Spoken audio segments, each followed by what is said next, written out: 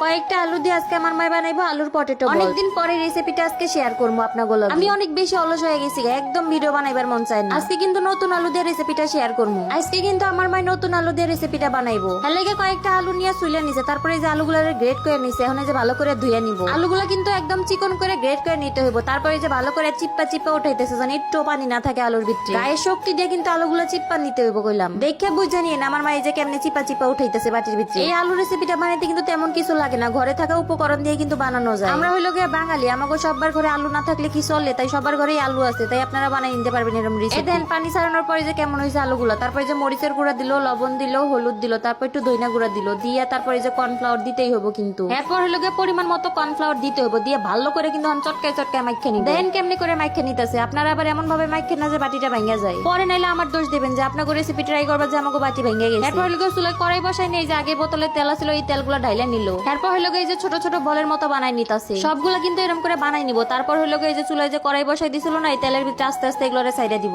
এরপর হইলো এই বলগুলো উল্টায় পাল্টায় ভালো করে মসমসে করে ভাইজা নিতে হইব। দেখছেন ঘরে থাকা মাত্র কয়েকটা আলু দিয়ে ঝটপট এই রেসিপিটা বানানো যায়। যারা ভিডিওটা স্কিপ না করে পুরোটা ভিডিও দেখছেন তারা এরকম মজার রেসিপি বানাই খাইবার পারবে। রেসিপিটা কেমন হয়েছে অবশ্যই কিন্তু কমেন্টে জানাবে।